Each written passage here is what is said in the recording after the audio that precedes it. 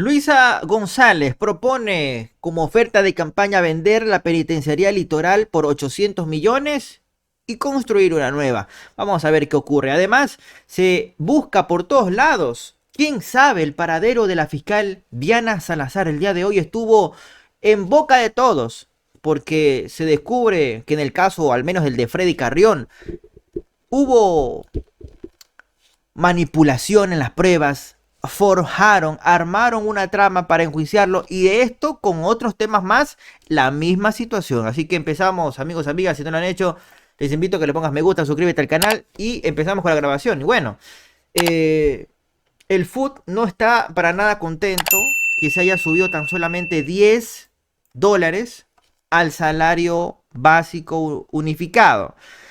Para el próximo año estaría en 470. No están de acuerdo ellos. Vamos a ver qué dicen. Para los trabajadores, para las organizaciones del Frente Unitario, condenamos este insólito fijación salarial para el 2025. No puede ser posible que en una situación de crisis económica, en una recesión económica, el gobierno fije $10 para el salario del 2025. Si dividimos $10 para 30 días, 0.33 centavos diarios. Si esto lo dividimos para 8, obviamente que son las 8 horas diarias de trabajo, 4 centavos. Inaceptable. Limosna para el pueblo ecuatoriano que generamos la riqueza de este país y obviamente una política de seguir beneficiando a los grandes grupos económicos de este país, a la banca, que como se ha demostrado durante los 10 años han tenido jugosas utilidades. Es mentira que dicen que han perdido. Aquí se demuestra, y un ejemplo de las jugosas utilidades que han tenido los grandes grupos económicos, la industria de este país. Sin embargo, se pusieron de acuerdo con el gobierno, porque es el gobierno de los empresarios, ¿Ya? y obviamente han fijado $10. Nosotros condenamos esta postura porque evidentemente el Frente Unitario, nuestros representantes al Consejo Nacional del Trabajo y Salarios, llevaron una propuesta jurídica, económica y técnica, sin embargo, no se tomaron en consideración. Y decimos jurídica porque han pasado varios años y no se toma en consideración lo que establece la Constitución. La Constitución establece en el artículo 328 progresivo hasta cubrir el costo de la canasta básica familiar. Bueno, según las palabras de la ministra Ivonne Núñez, ministra de Trabajo, que en tantos problemas anda metida por el tema Verónica Abad, pues dijo ella que no se habían puesto de acuerdo y que la culpa era de ellos por no ponerse de acuerdo. Pero bueno, sigamos. Leonidas Sisa le manda una carta al presidente Noboa y le dice: un país no puede manejarse con dudosas encuestas. Usted está al frente de un país en crisis de energía, inseguridad, trabajo, entre muchas otras más. De acuerdo con las leyes ecuatorianas, usted debe encargar el poder a su vicepresidenta constitucional, Verónica Abad. El 5 de enero es en ese momento donde usted podrá hacer lo que le guste con los instrumentos de investigación y hacer su campaña como lo haremos todos. Hoy, que no estamos en campaña electoral, usted no puede darse el lujo de menospreciar las ideas de las otras candidaturas que nos siguen afirmando que las ideas no son válidas porque no tienen un porcentaje de intención de voto superior al suyo.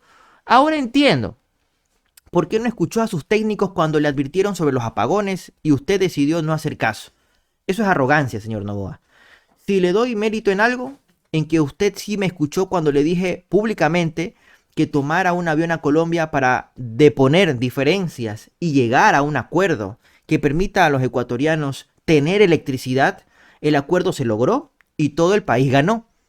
Su visión limitada sobre la gestión pública conjugada con su natural ineficiencia, hace que muchos ecuatorianos nos veamos en la obligación de decirle lo que debe y lo que no debe hacer. No lo tome personalmente, solamente escuche, aprenda a escuchar, presidente. ¿No ve lo que ha sucedido cuando usted no escucha? Archidona, Palo Quemado y Olón le obligaron a retroceder. Cuando usted no escucha, se hacen contratos opacos como Progen y todos pagamos las consecuencias. Le invito a dejar de mostrar ansiedad por ganar la presidencia de la República. Sea humilde en aceptar cuando cualquier ecuatoriano le dice lo que tiene que hacer, ya que estoy seguro de que muchos lo hacemos por el cariño que le tenemos a este gran país, nuestro querido Ecuador. Esas son las palabras que le envía Leonidas Sisa. Vamos por acá. Luisa González, en cambio, como oferta de campaña indica que la penitenciaría litoral se venderá por 800 millones. Vamos a ver qué dice. Sacar la cárcel del litoral donde está, porque esa sí ya está en un centro poblado y eso se lo puede hacer con el dinero de vender ese terreno. Puede usted construir en otro sitio, eso lo habíamos hablado con el alcalde de Guayaquil, ver otro sitio en Guayaquil para poder construir la cárcel y sacarla de donde está la cárcel del litoral, que ahí sí es peligroso. No hay planificación. Son 150 hectáreas de tierra que hay allí, que bien ahí tenemos como, sí, unos 800 millones de dólares que con eso se financia tranquilamente construir otro. Oiga, Luisa, ¿y cómo haríamos para darle platita a la gente?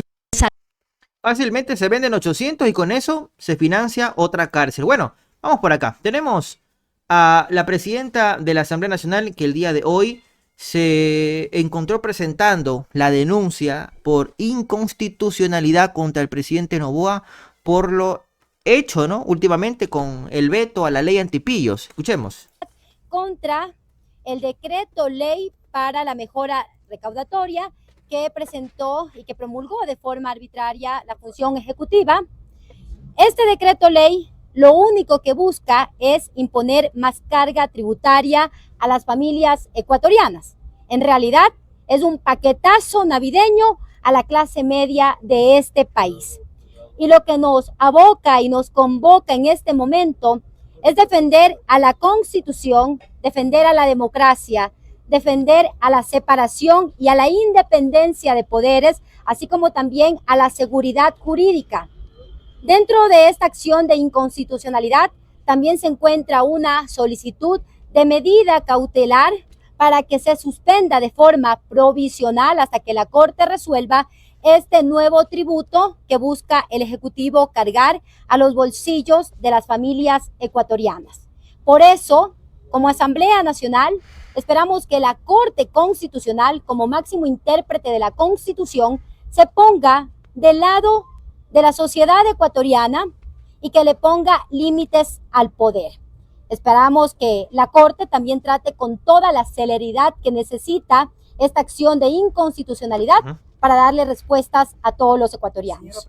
Ahí estamos con el pronunciamiento oficial de la presidenta de la Asamblea y sigamos con este asunto. La Asamblea hoy día de hoy también de una rueda de prensa. Ahora vemos a la bancada de la RC tomando el micrófono Yajera Urresta y ahora sobre el tema chats Villavicencio. Estos chats de Villavicencio involucran a la doctora Diana Salazar como la autora intelectual del caso Soborno, que por cierto están buscándola por cielo, mal y tierra. ¿Dónde está la fiscal? Escuchemos.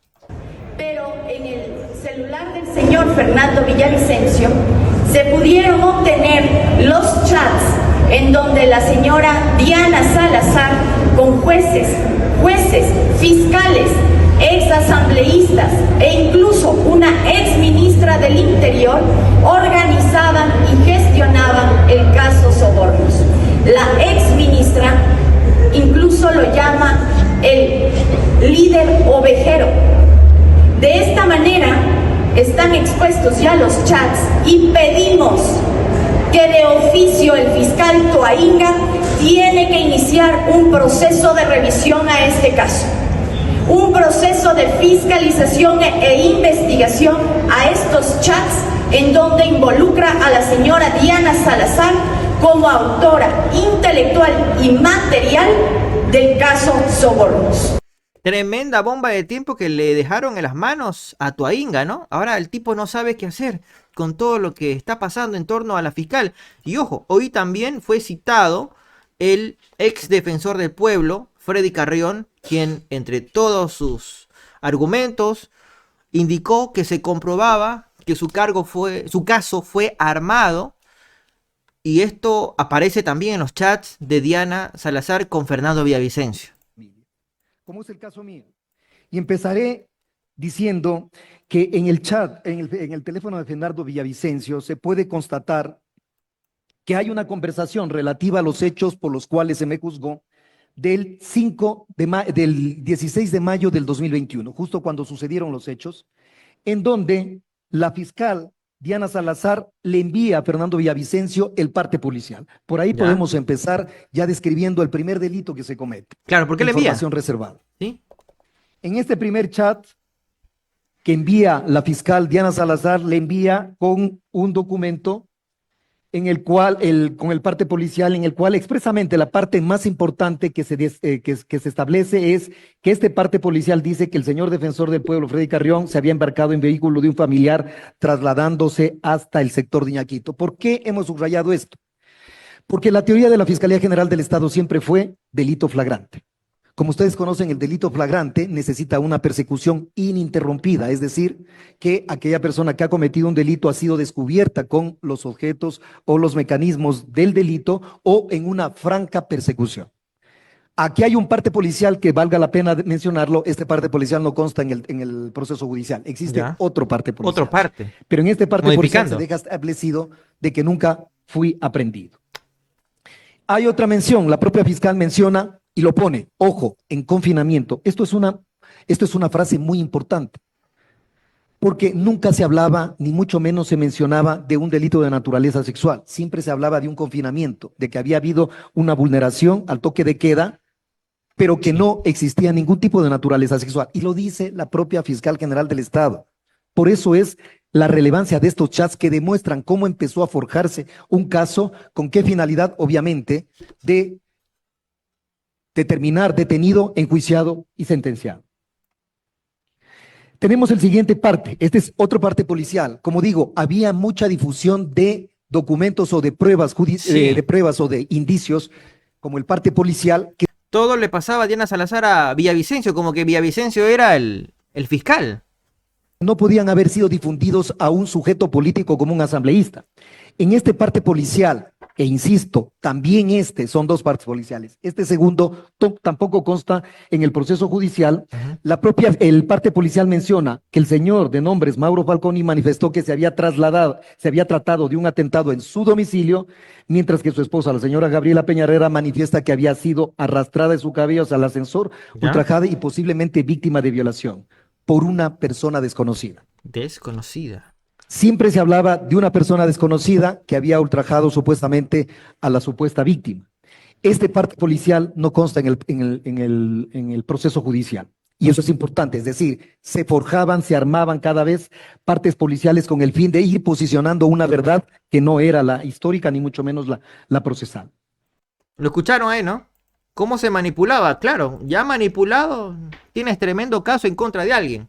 En este caso, Freddy Carrión. Pero bueno, nada más y nada menos que la presidenta de la Comisión de Fiscalización está pidiendo a través de un comunicado oficial que por favor se dé con el paradero de la fiscal Diana Salazar.